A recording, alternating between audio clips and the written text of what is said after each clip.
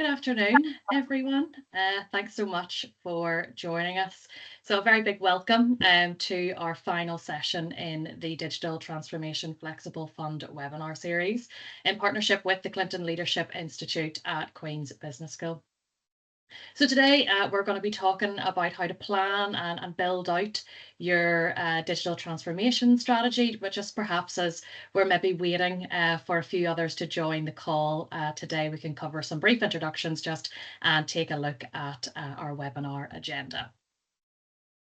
So my name is Grace Carson. I'm a lecturer in marketing at Queen's Business School, and I'm now into my 5th year there at the school. My research background really focuses on the use of market intelligence in small and micro businesses, predominantly within the agri-food industry.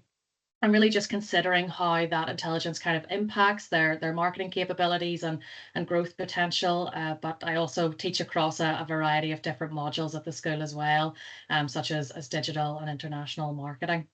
But more importantly, I'm absolutely delighted to welcome my co-host for today's session, Stephanie Conville from Kodak Ireland. So Stephanie, perhaps if I just pass over to yourself for some brief Oh, introductions there.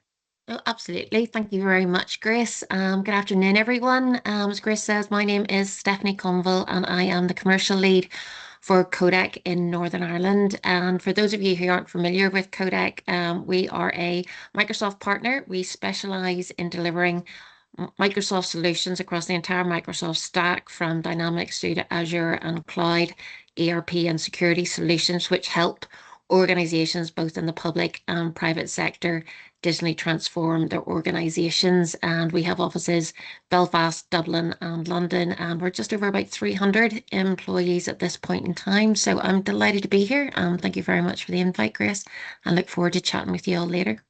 Brilliant. Thanks so much, Stephanie, and really appreciate your time this afternoon. So just in terms of our webinar agenda then, so first of all, I'm just going to start off with giving a little bit of a background and an overview to the Digital Transformation Flexible Fund, or the DTFF, as I'll call it from now on. We'll run over some eligibility criteria and also take a look just at the grant process. Then I'll move on to think about, what actually is digital transformation? What does this mean for your business? We'll then think a little bit around how we plan for digital transformation and look at how we build out then a digital transformation strategy. Following that, we will review some advice for actually building out your DTFF application itself. And then after that, I'll be handing over to Stephanie, and she'll be sort of putting everything I'm talking about into practice and using a couple of different case studies. After that, then I'll take back over and sort of provide a little bit of information around further help and support and resources that are available to you in relation to your application. And then we'll move on for a short Q&A session. Shouldn't take any longer today than about an hour and a half, but hopefully we will get finished up a little bit sooner than that. Just to say as well, if you do have any questions sort of about the application process or DTFF in general, as we're moving through our slides, please do feel free to fire your questions into the chat, and Sean is going to kindly kind of lift those questions and answer those that he can. All right.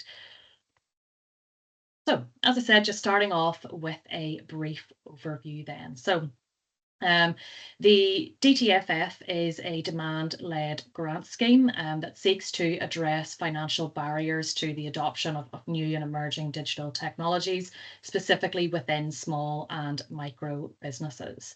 It also focuses and emphasizes this concept of business transformation and digital transformation. And when we say, digital transformation, what we mean there really is the integration of digital technologies into a variety of different areas of your business, thus kind of, fundamentally changing how you're operating as a business and where you're delivering value to your customers. So it is a capital funding grant program. Now, it does not provide support or assistance for developing out sort of your new ideas or new products, nor does it sort of support research into new emerging technologies. Grants are available from a minimum of £5,000 up to a maximum of £20,000. So it is a £7.5 million capital grant pot that is supported by all local councils in Northern Ireland and delivered by all local authorities as well. So it's kindly administered by Newry, Mourne and Down District Council, and they're supported by Invest NI. So eligibility criteria. You must have a business that is based in Northern Ireland, and that business must be either small or micro, so up to 49 employees.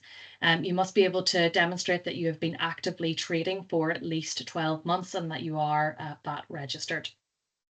Your DTFF application should also be aligned with a digital transformation plan or something of the equivalent. If you are at a stage at this moment in time where you haven't developed that plan out, that's okay. There's plenty of time to do so, and you can do that in advance of your application.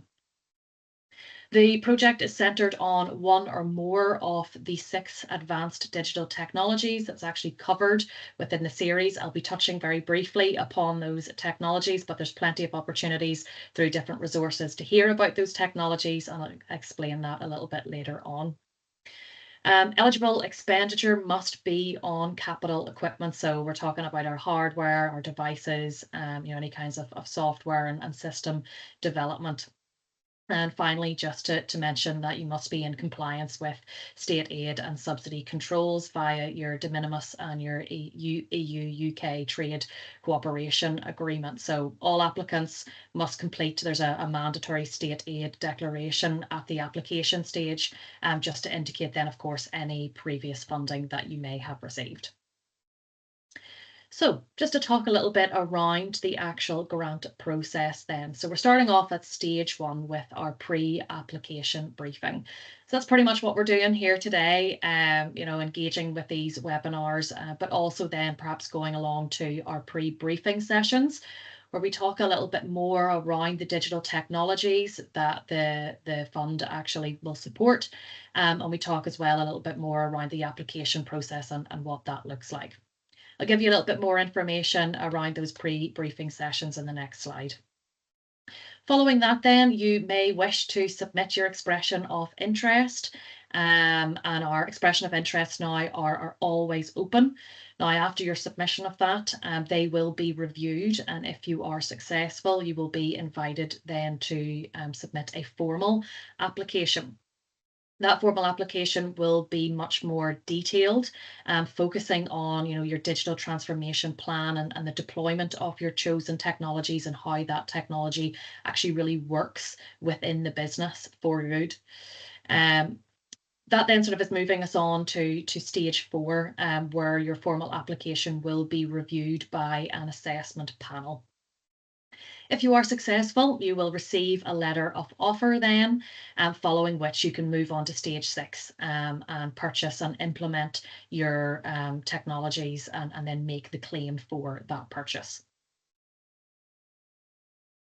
So as I said, I'd like to give you a bit more information just around our briefing sessions that are coming up, and they will be delivered through all 11 councils. We're currently planning those briefing sessions for launch in and around mid-February, with applications then closing in and around early March.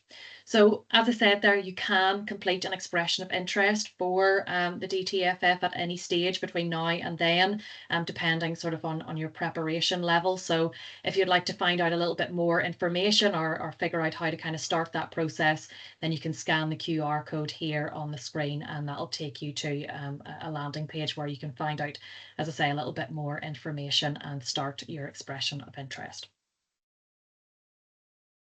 So just moving on to our content on digital transformation and thinking a little bit more around the planning and the strategy elements.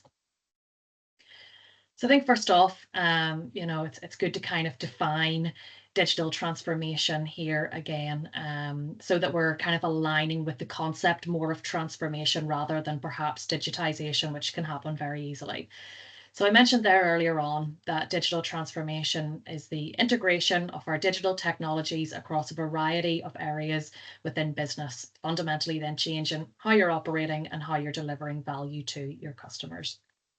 Now, there are levels to this digital spectrum, as we can see on the screen here. So we have our digitization, really relating to converting our analog or our paper information into that digital format. So as I say, sort of scanning paper documents would be a good example of that. Moving in then to the concept of digitalization is using our digital technologies to change our business processes. So for example, again, sort of implementing a cloud-based document system to house your business records. And then finally, thinking about digital transformation. So it's the next level, next step, where we're reimagining the business model with digital at the core. So again, a basic example of that would kind of be shifting from a brick and mortar store into perhaps adding on that e-commerce platform, where you may be able to provide more personalized customer experiences and things like that. So just to kind of summarize, our digitization is very tactical, focused on small productivity movements, automating our manual processes, and that can include anything, from our website building, sort of looking maybe at social media strategies, our SEO, the use of generic IT equipment as well would sort of fall under digitization. Whereas then our transformation is, of course, that creative element. It's much more strategic, much more long-term in nature, and very significant because of the level of business rethinking and redesign. So off the back of that, it's probably useful just to highlight that digital transformation is also a cultural change. It really requires the organization to have these important conversations around challenging the status quo in the business, being open to experimenting and getting comfortable with the idea of, trial and error and testing and, maybe even being open to making mistakes as well. But as we can see on the screen here, there are different components to digital transformation relating to that kind of cultural change, but they're all very much tightly interlinked. So just to briefly run through them, we have our structural change, where we're thinking about reorganizing our teams for collaboration, maybe flattening any hierarchies that might exist, just for the sake of speeding up decision making and opening up conversation.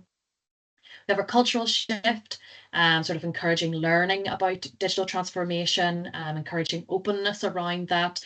That may even involve things like embracing more data-driven and data-focused conversations and decision making.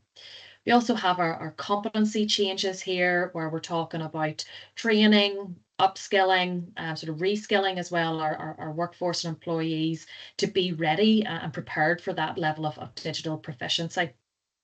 May also involve things like sort of opening up new roles and job opportunity there too. Finally, then we have our digital infrastructure changes, where I suppose the DTFF really comes in to support in part, because that is really focused on the purchase of our advanced technologies and the implementation of them too. So all in all, we can see that digital transformation here is not just about the technology. It's very much, a holistic approach into how you're changing your business and how you think, and really just having that clear vision of where you want to go and what digital actually means to you. But I think it's important to highlight, that this journey is very much ongoing. It's not a destination. And perhaps some of you, are further along in the digital transformation process than others, but that's okay. Regardless, the DTFF application process and fund, supports anyone along the line in that journey, whether or not you're at the beginning or perhaps if you're a little bit more seasoned, let's say. Okay, so moving on now to thinking about planning your digital transformation approach. And I think it's fair to admit and important to be honest, digital transformation can be a complex process and journey. So as a result of that, it is really important, even as small and micro businesses, to initially plan the approach out here, because success with this transformation does require preparation.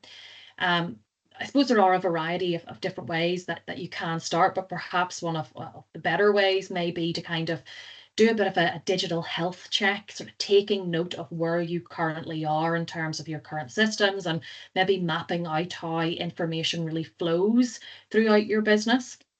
A good example of that may be even just having a clear understanding of how you're tracking customer orders from initial contact right through to delivery, or it may be more, focusing around identifying bottlenecks and inefficiencies, things like that, just in order to have that data recorded and available, and to allow you to have a more holistic view of things.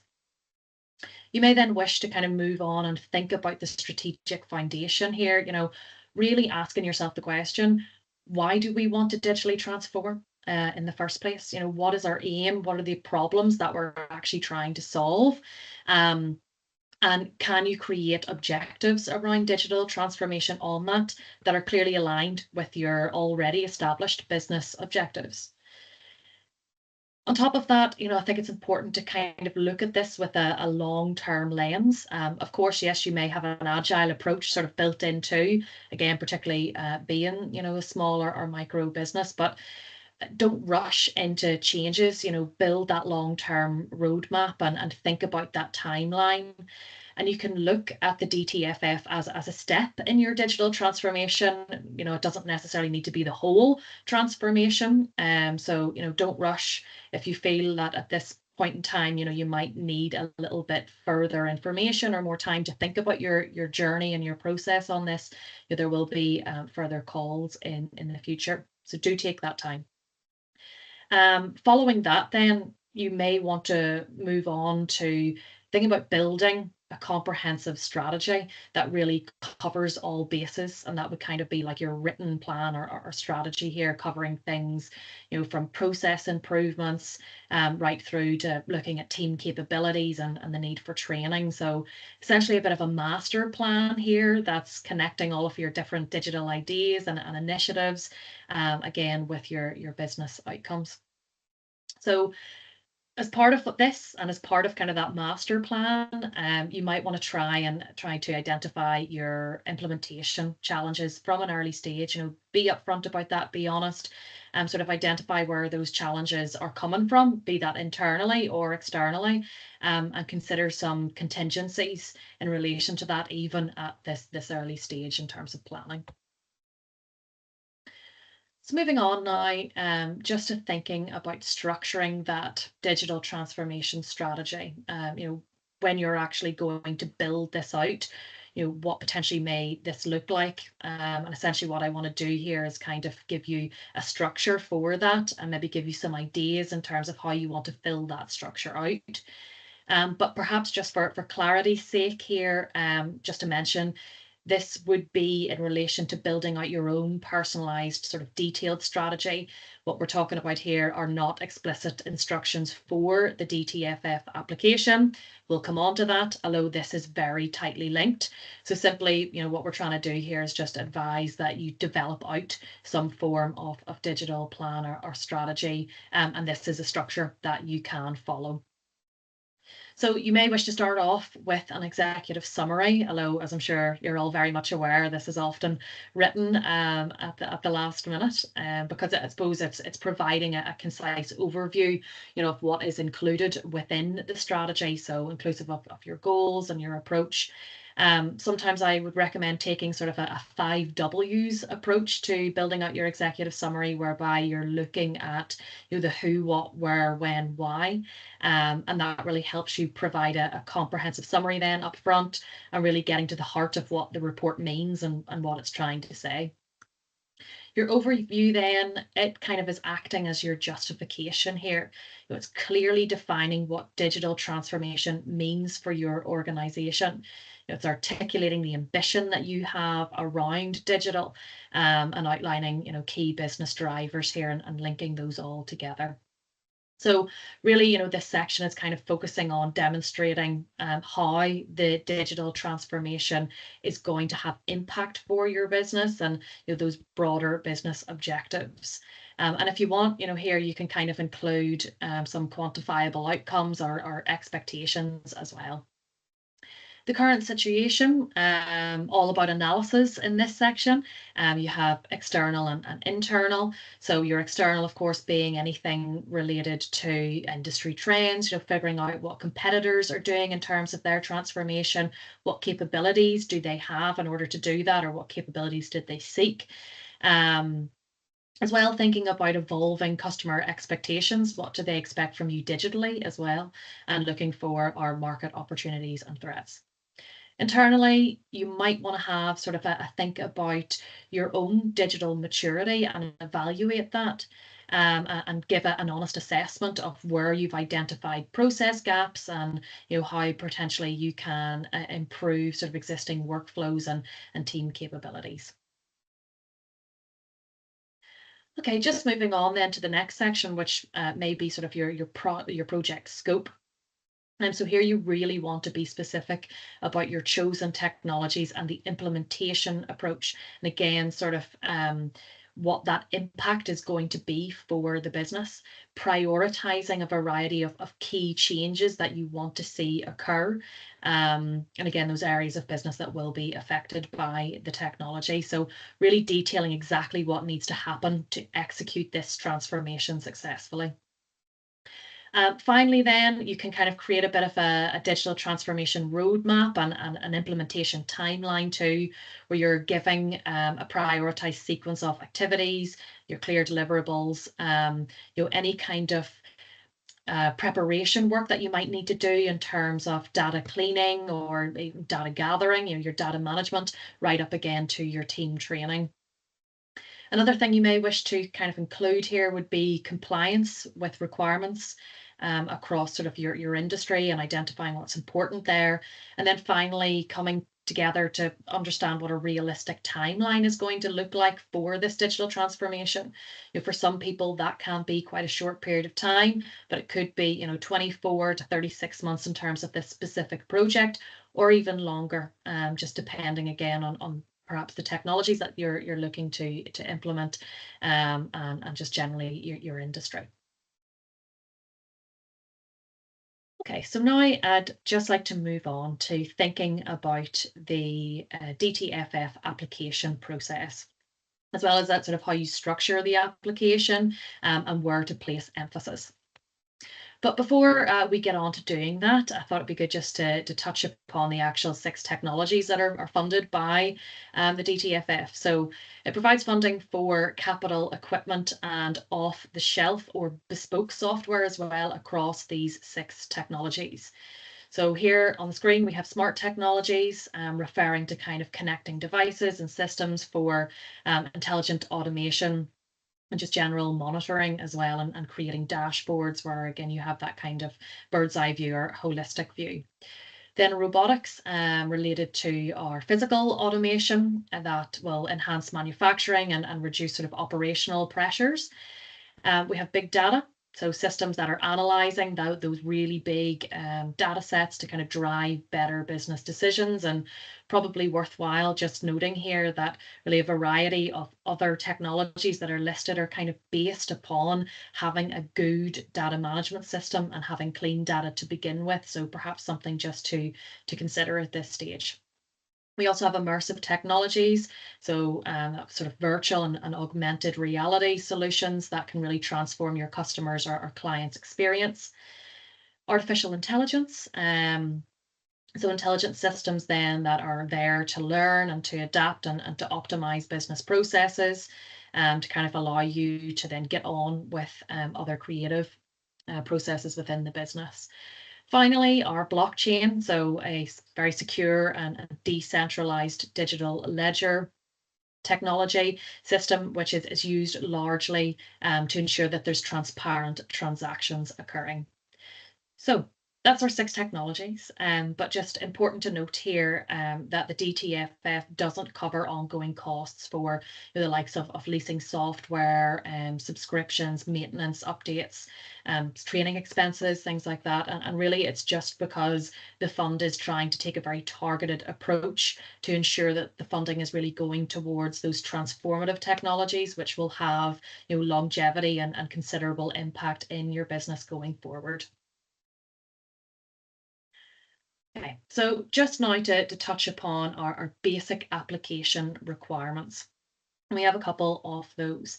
So first of all, really important, of course, to specify the actual technology that is selected and provide an explicit outline of the equipment that is to be funded. We also require evidence of match funding. So our successful applicants will receive up to 70% of the total value of an investment project, but they are also required then to provide a 30% matched co-investment on that. So we will require the evidence that you do have that match funding, and that can be done sort of through bank statements. We'll need evidence of your trading duration and that you are VAT that you have that status, sorry. Provide 2 quotes for the chosen equipment and indicate a choice of preferred supplier there as well. And finally, I suppose it kind of goes without saying, just making it obvious that you do meet these basic requirements. So do be sure to go to the eligibility criteria and just use that as a checklist, and that you're giving us the evidence that is required. Okay, so thinking about then our DTFF digital transformation plan in terms of the actual application itself. So the application must be aligned to a digital transformation plan, and we've already kind of discussed how you can start that planning process and perhaps the kind of structure that you might want to use in order to build that plan and strategy. But within the actual DTFF application, it is really, really important that you are demonstrating clear proof of genuine digital transformation within the business, and that you're showing us direct and quantifiable business improvements. So telling us how that technology is actually being kind of utilized within the business and how improvements are going to be made as a result of that. You might also want to think about the economic impact. So you can touch upon increased turnover, profitability there. In terms of business performance, you may want to talk about efficiency or productivity, but it's also good too within the application to kind of touch upon what the additional benefits might be. So is that in relation to kind of improvements in quality? Is there going to be job opportunities as a result of your application to the DTFF? Or do you have any sort of sustainability claims that are going to be created as a result of the project that you are running? So overall, be explicit. Detail is absolutely key here, of course, within the word count, and explaining how your actions will have impact both within and outside of your business. But what I'd like to do, that was sort of a bit of a general overview there, is kind of show you the marking criteria up close and personal. So these are the 3 criteria that we will be using in order to mark your formal application. So I just want to run through these with you. So criteria number 1 focuses on the proposed investment contribution to digital transformation within your business. That's an approximate 800 words there within the application, and we weight that at about 40%. Criteria 2 then is summarising the economic outputs and the benefits that are likely to be derived from the proposed investment.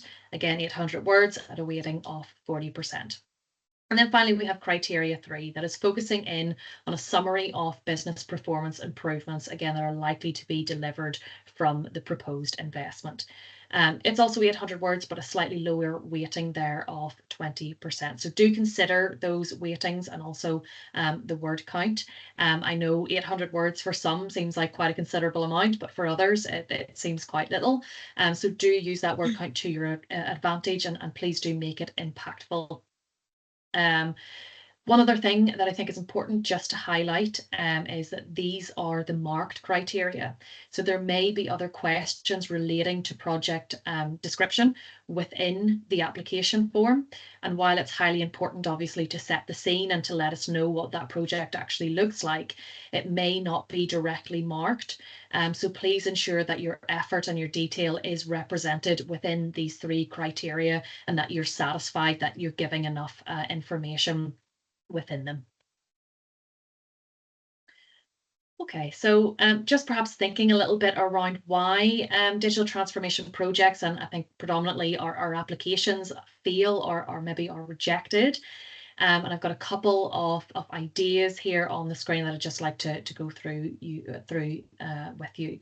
So first, we see that many applicants just simply don't grasp what genuine digital transformation really means for them and how it's going to be impactful within the business. So they're kind of missing those core requirements there. So hopefully after today and after our discussion, you'll be feeling a little bit better versed on what digital transformation means and then how that might be applied within your own company. We do often see as well sort of basic oversights around inconsistent thinking within the applications, sort of gaps in logic and just not enough detail. So do again be sure that you are aligning with those criteria and that you're satisfied you're providing enough information.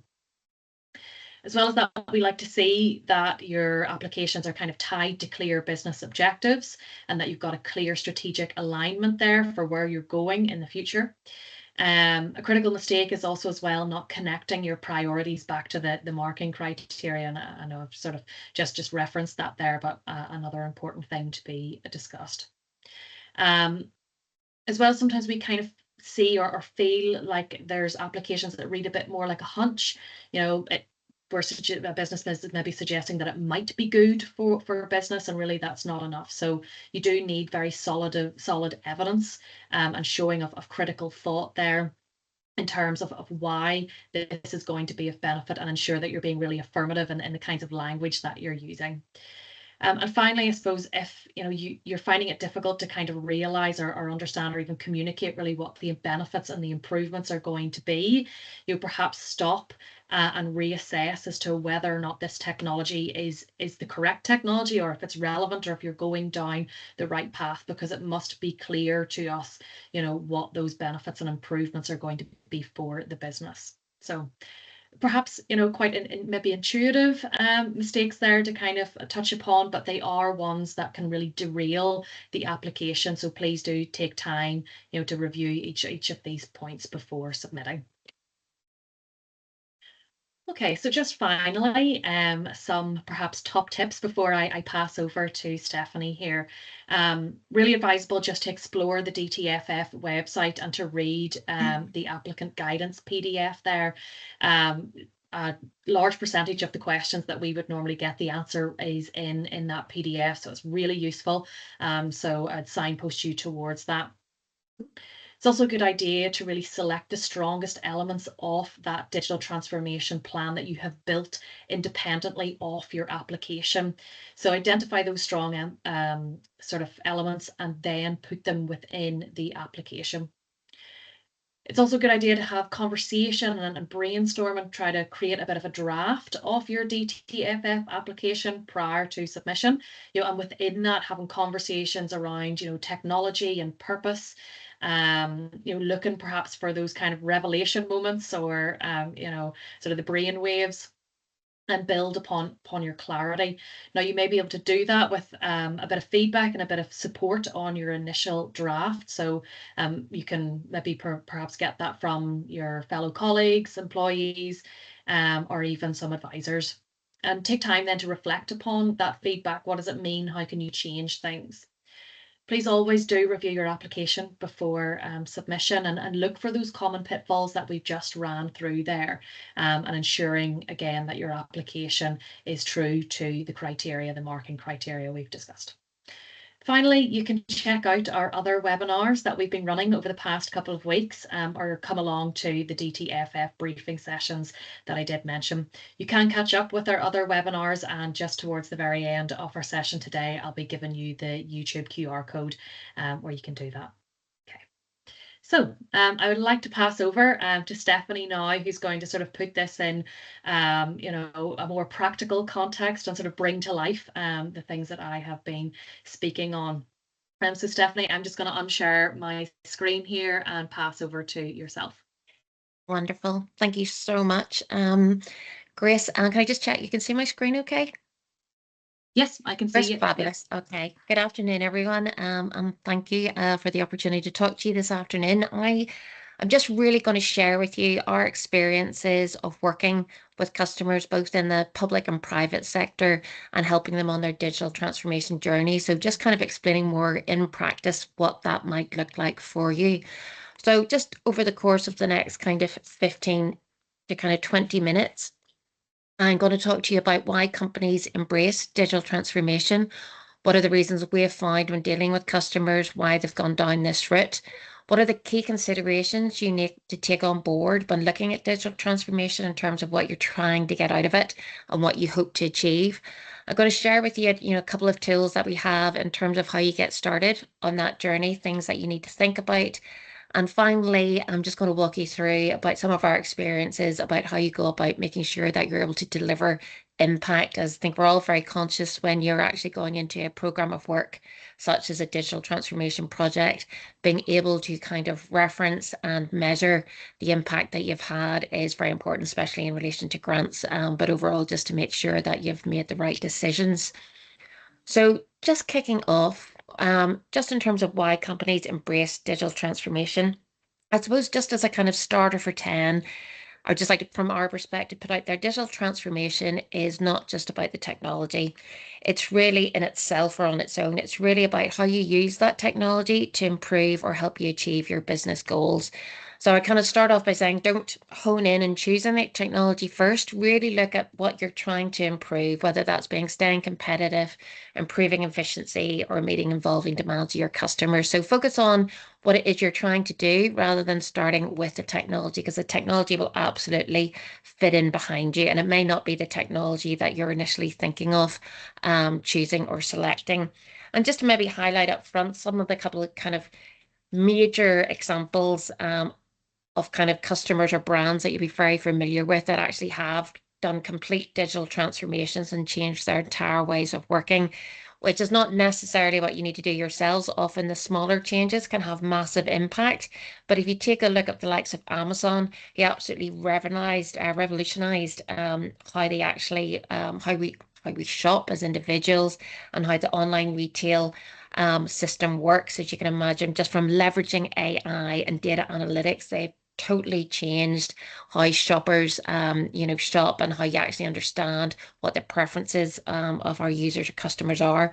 Or again, in the likes of Netflix, and we look at how they actually transformed their business from a DVD rental service to an online global streaming platform. So both of these examples are again even looking more recently at the likes of Revolut, which is an online, completely 100% digital banking platform. They have totally revolutionized how we've done traditional tasks, whether that's banking, watching videos online, or actually shopping. But it wasn't led with technology. It was led by how we wanted to interact with customers. It was led about how we could be more efficient, how we could have efficiencies in our business. And it was the technology that underpinned that, that made it be able to come to life or fruition and able it to be successful. So I just wanted to walk you through kind of the kind of 6 to 8 kind of key reasons that we have found that customers go on the digital transformation journey, and just using a few of examples. And I'm sure the customers won't mind because they're on the public domain with case studies in case I get in trouble. But just to share with you reasons why they've gone down this route. So one of the key reasons why people digitally transform is for enhancing the customer experience.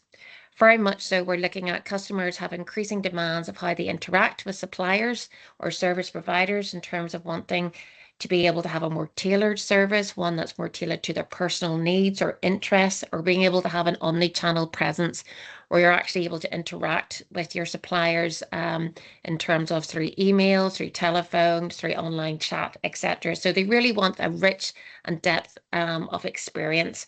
And again, the speed of response. People really want to have real-time response and feedback from suppliers as opposed to writing in and get responses. So one of the key reasons is enhancing the customer experience. So a couple of examples of where we've done that before. One of the key ones, actually, I would take Queen's University as an example itself, who were their digital transformation partner. Very much from a Queen's perspective, they obviously have 30,000 students on board and it's an increasingly competitive market. So they really needed to embrace technology to be able to reach out and market and recruit new students in what was a really increasingly competitive area and field. So Queen's, with ourselves, we developed an online digital portal which really simplified the process for enrolling students and been marketing and reaching out to them. And it's something I'll be keen to focus on with you over the next few minutes is really about focusing on the processes that you want to change, the interactions that you want to change as opposed to technology. So this was really taking the student process end to end, and very much as a partner, we develop what we know as user stories. So it's very much developing what does that process look like for the end customer from their initial touch with you as an organization, build to them, receiving a service or product and walking that through in a life cycle to think what is the experience that they want to have? How can we improve that experience? How can we make it better for them? How can we streamline it? How can we make sure that they return? So it's really breaking those processes you have as an organization down to go, how can I enhance that? And then we use technology in behind that. And from our own perspective, we are a Microsoft partner. So we use the Microsoft Power Platform to actually look at how can we create those omni channels or portals to improve that experience. But technology agnostic, you can use any technology or platform to do these things, but really focus in on the process would be one of my recommendations about what you're looking to change. Another key reason why people transform is to improve efficiencies and productivity. So another example that we have is with NI Water, who again, we've been on a long kind of 3, 4 year digital transformation journey with them. They were heavily process driven, very much paper-based processes. And it was really the cost of actually those paper-based processes, as you can understand, and it may resonate with a lot of you out there who maybe haven't gone digital yet. If you have a lot of paper-based process which require a large number of staff re-entering data, uploading data into the likes of spreadsheets, etc., passing data from, one employee to the next, that comes with a number of challenges and costs, both in terms of the resources you're using, but also in terms of the potential breach of data. When you're sharing data by the likes of spreadsheets, the fact of data getting into the wrong hands, or in terms of human error, in particular, it's very easy to re-enter data wrongly, and it's a very time-consuming and arduous task, as I'm sure many of your employees will tell you. So with the likes of NI Water, we absolutely digitized a lot of their processes from start to finish. So they're all available online, which significantly led to a massive cost reduction for them, just in terms of overhead, in terms of staffs, but also in terms of there were a lot of online delivery costs which they had. There was examples of wet signatures being required, where actually they had to go and get a wet signature from customers who could be 200 miles away on a return journey. So taking some really simple processes which can really enhance your business and being able to get digital signatures online can really be a massive cost saving for you, but also in terms of the green agenda. Because one of the things maybe you haven't mentioned yet today, a lot of digital transformation can really help your green agenda. And it's very important in terms of government funding and grants, and even in terms of your customer base, in terms of what they might want to see from you as a partner, is how are you reducing your carbon footprint? And very much so, we've had customers who they have calculated to be hundreds of miles worth of paper, which they've totally been able to get rid of by going online and again, reduce their carbon footprint with it. So there's a number of reasons why you should digitize processes, and a lot of them are around just efficiencies in terms of reducing costs. And again, one of the key things you might want to do when thinking about what you maybe want to change or your business and improve on is a very good example is to talk to your staff. Sometimes we look at it holistically from maybe an SLT perspective or looking at your strategic goals. But a lot of the inefficiencies in your business can really be evidenced by talking to your staff on the ground who are kind of finding that they're actually spending far too long doing really manual tasks, which again are unproductive, but also not very satisfying from a job retention perspective. So you can, absolutely lose staff to that. So it's really about helping them have, a better experience, making them feel more comfortable in the work they're doing. I know a lot of the customers that dealt with, a lot of their staff actually feel very nervous sometimes about making mistakes with the data entry because some of it can have far-reaching consequences. So being able to digitize it and automate it, it made them feel a lot more comfortable in their roles and de-risked the organization as a whole. So there's often a lot of reasons which you don't think about. Staying competitive, again, is one of the key reasons why we all digital. How do we compete against our competitors, but also reach new markets? Very much we're in a global economy. So digital transformation is really about reach a lot of the time. How can we reach out to more customers? So it's really about staying ahead, being disruptive, looking at how technology can give you added insight, but also further reach. So that could be online platforms I mentioned before, omni channels, or again, just that data insight, which leads me into the next one in terms of data-driven decision making. And again, this has been very prevalent in public sector in recent years, all about really understanding the decisions that you're making. I'm sure a lot of you, if you're kind of small organizations or more startup organizations, you have a lot of data at hand, but it's on probably a lot of different repositories, and you're probably not able to cross-reference it. So a lot of the time, we can make smarter, more informed decisions if we're absolutely just able to actually drive data-driven decision making, and that can be used through a lot of kind of things like Power Platforms again and Power Portal through analytics and through AI, but really giving you insight into your business, insight in terms of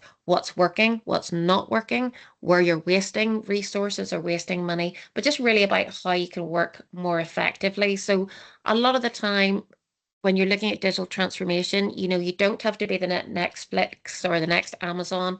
It's really looking at those small changes which will give you that competitive advantage. And that could be by just understanding your business better, being able to run those reports that will let you stay ahead of your business and make improved decision making. And that again feeds into cost optimization. Now, this one is more radically, I suppose, related to technology in itself. As I'm sure you'll be very familiar, there are a lot of savings to be made by moving to the cloud. And that's where most people will look at cost optimization from a technology perspective. So it's really looking at what you're doing on premise at the minute. Can you save costs by moving either those processes or those systems or those servers to the cloud?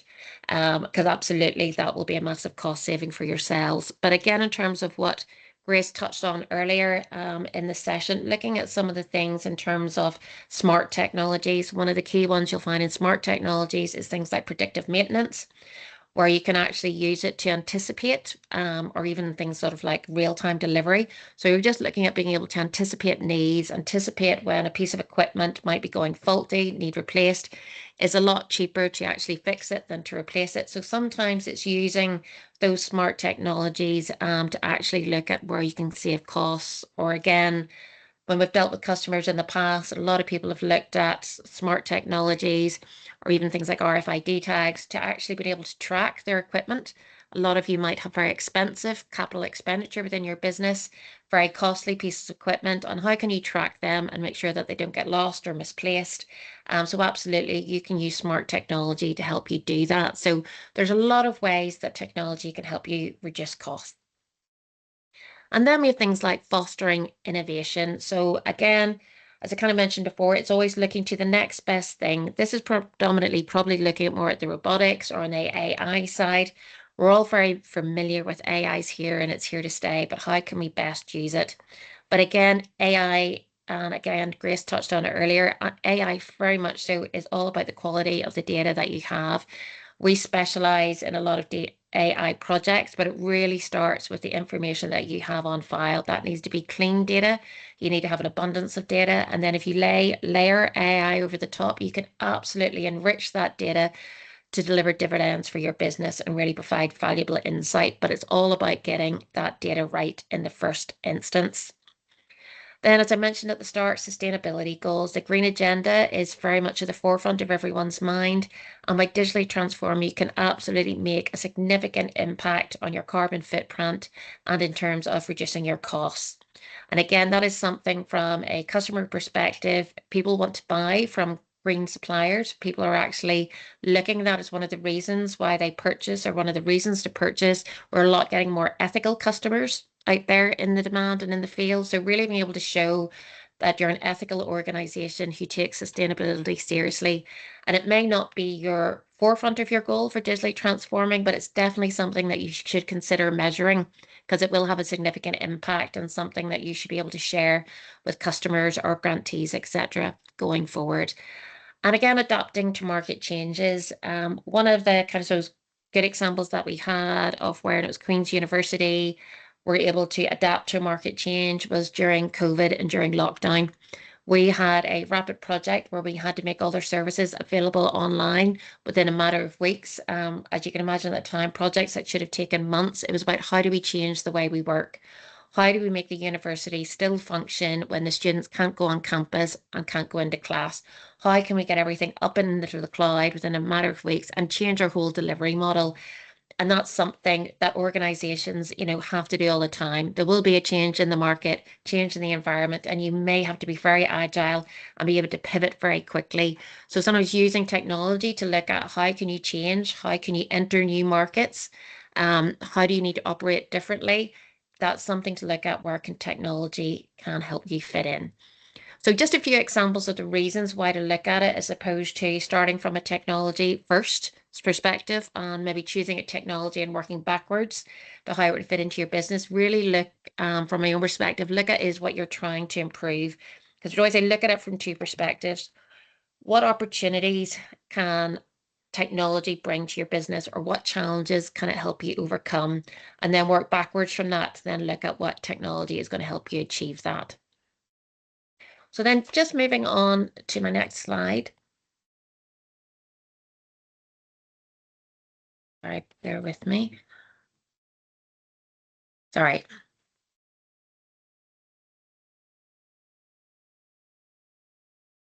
Okay. So key considerations when you're looking at a digital transformation project. First and foremost, I think it's always really good to remember not to replicate bad processes online. It's something that a lot of the time we kind of think, right, okay, if I just put everything online, if I just automate it, it will be better. But we always recommend to our customers is to actually look at the actual process itself, look at how you do things. And that could be your interaction with customers, to how you place orders, to how you work with suppliers, to how you fill in timesheets, or how you do salaries. Look at the actual process itself and go, could that be enhanced? Map it out as a journey and go, what would we do differently? Or what would the ideal process look like? And it's always very important to do that before you automate it, or put it in the cloud. Because the last thing that you want to do, and it's a very common misconception, is that technology will solve all your problems.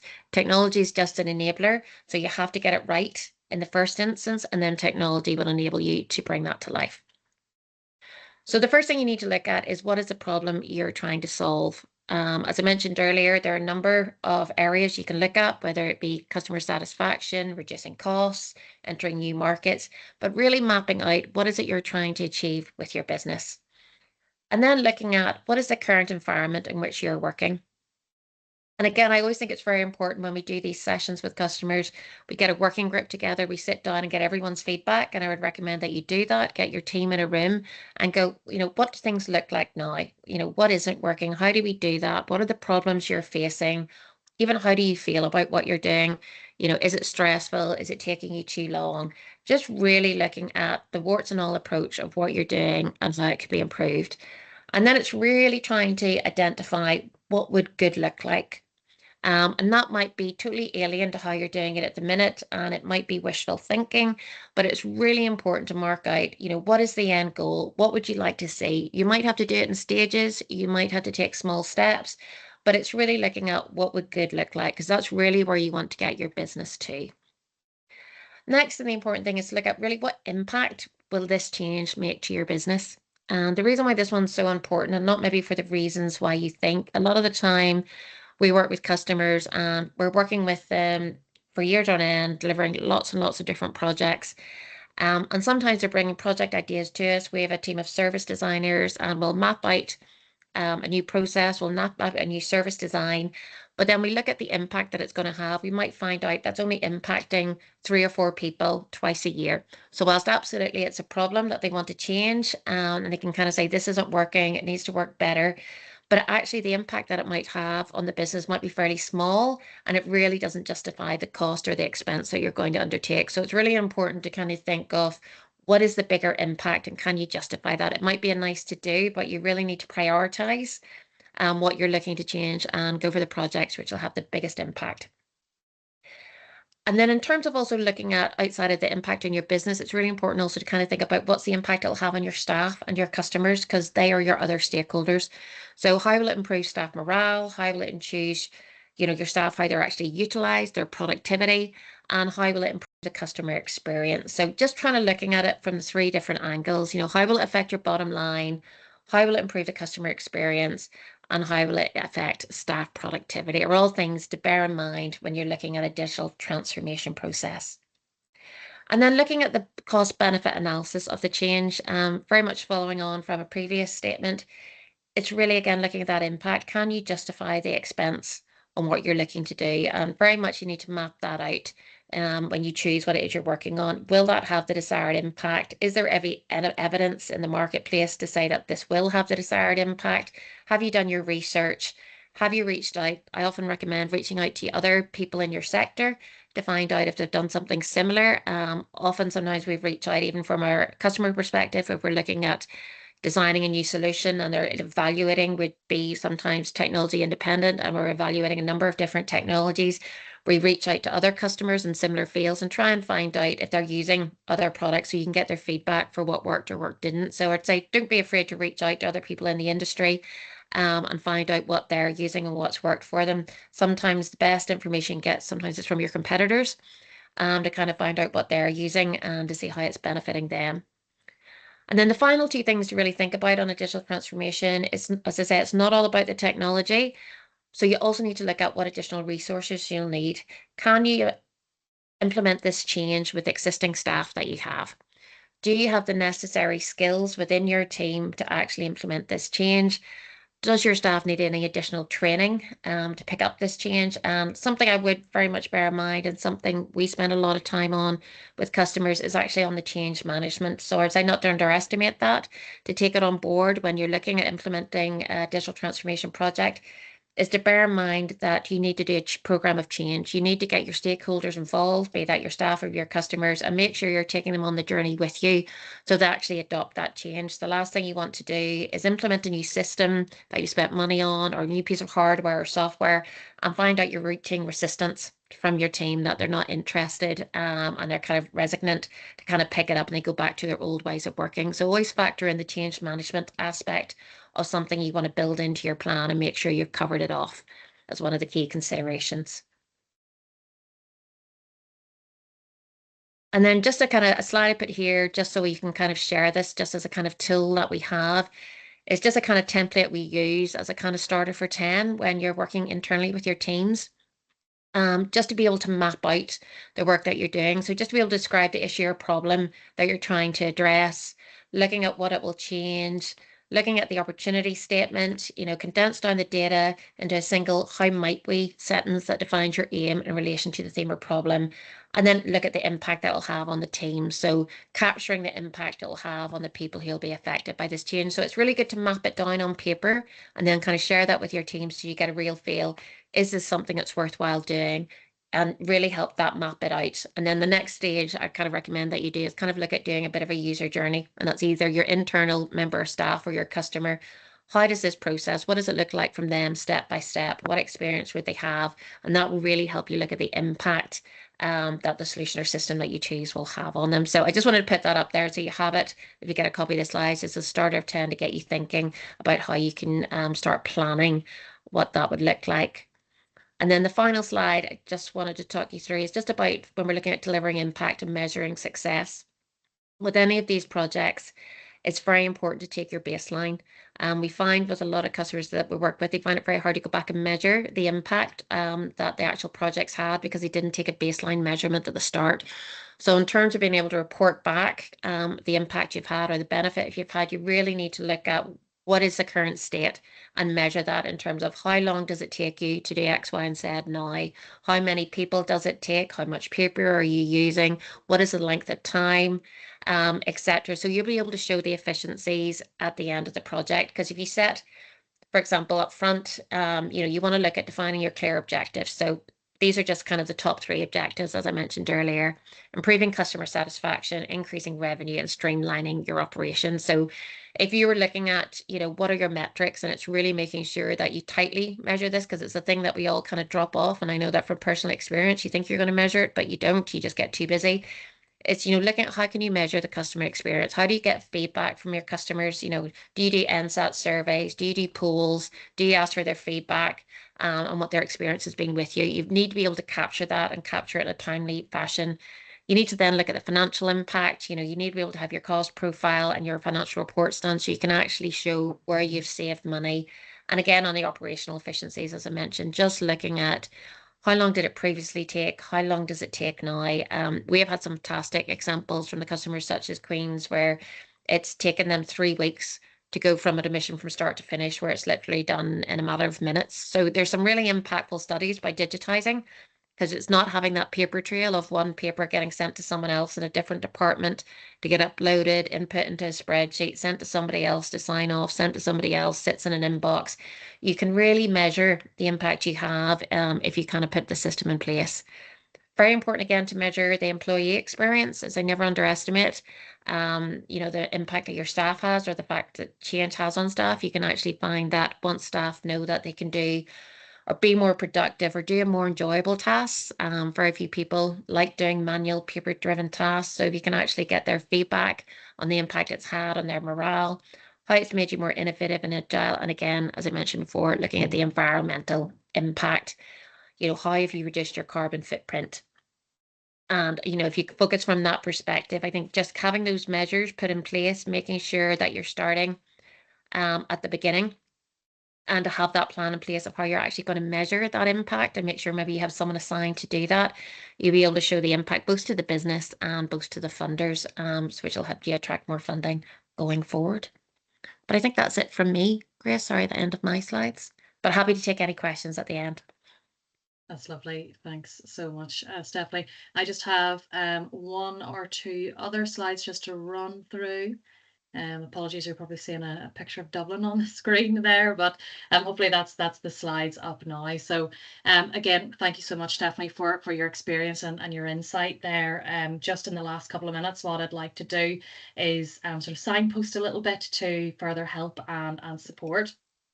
So of course, earlier on we did mention there the DTFF website. So lots of information on that applicant guidance PDF, also plenty of information around the eligibility criteria as well on a separate page. You can also access sort of the webinar series and some further information around the briefing sessions on the website. In terms of further support then, oh, hold on, I'm going too quickly. There we are. So applicants can contact the following organisations who may be able to kind of guide a little bit further on the application process. So of course there is ourselves at the Clinton Leadership Institute at the Business School at Queen's. I'll come back to the resources that they offer on the next slide. But there are a variety of course, your further education colleges across Northern Ireland. The University of Ulster runs their Smart Manufacturing Data Hub, and they're open to having discussions with you around this. You can go to a variety of different local authorities. Some of you may recognise here, of course, Go Succeed and also Innovate NI. And just any other kind of support mechanism that you have identified yourself, be that sort of your client executive at Invest NI, for example. But again, further information can be found on the website. I did mention there the Leadership Institute provide a variety of different courses and resources. So just to run through those with yourselves. So we do have custom bespoke courses that are tailored, of course, to your needs, or indeed the executive programs. Some examples of those exec programs are our strategic change and leadership for digital transformation. Digital transformation and emerging technologies may be specifically very relevant, of course, for what we've been talking about today. And then our data analytics and decision making courses as well. So if you're interested in any of those courses, please do feel free to reach out to us and we'll certainly provide further information. Just about the webinar series as well, and to highlight that there are a variety of different sessions available for you, particularly if you're interested in hearing a little bit more around the technologies. So over the past couple of weeks, we have been running webinars on big data, IoT, robotics, cobotics, looking at sort of driving business improvements with AI and machine learning as well, looking at customer experiences with immersive tech, and then our session there, I think just ran last week on blockchain. All of these sessions have been recorded, so if you are interested in sort of checking them out and listening in, you can scan the QR code there on the screen, and that will take you to the Leadership Institute's YouTube channel, where all the recordings should be available for you. Okay, so thank you so much to everybody for coming along today. First of all, and again, thank you so much to Stephanie, sorry. So just to kind of open the floor here to any questions that you have, be very happy to have a quick discussion.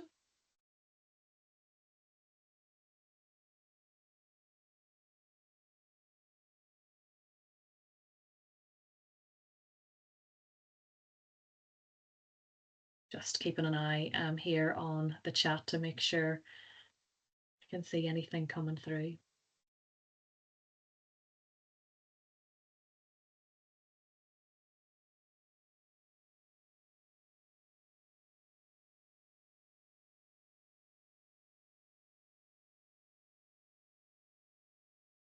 Okay, I can't see anybody necessarily typing in to the chat, but I suppose if anybody wants to shout out, you certainly can take this opportunity to.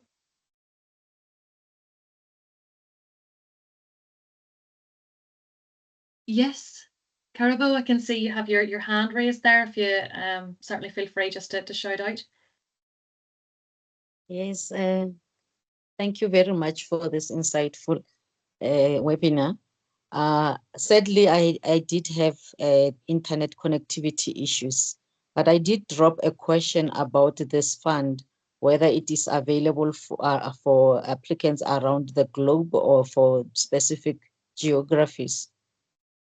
So the business must be based within Northern Ireland, so it is sort of locally focused. It's globally focused, you say? No, sorry, locally. So locally within Northern Ireland. Oh, okay. All right. Thank you. Lee, sorry, I saw your hand. Sorry, go on ahead, Carabo. Go on ahead. Yeah, I beg your pardon. The QR scan that you showing there didn't stay in long enough for me to pick it. Certainly. Let me see if I can. Would you maybe share the link on the chat, please? Yes, is that for the YouTube channel? Yes, please. Perfect. I've popped the QR code back up on the screen there for you, Carabo, and perhaps we can get the link shared in the chat as well, if that's possible. Thanks very much. Welcome. Anybody else have any sort of final questions before we finish up for today?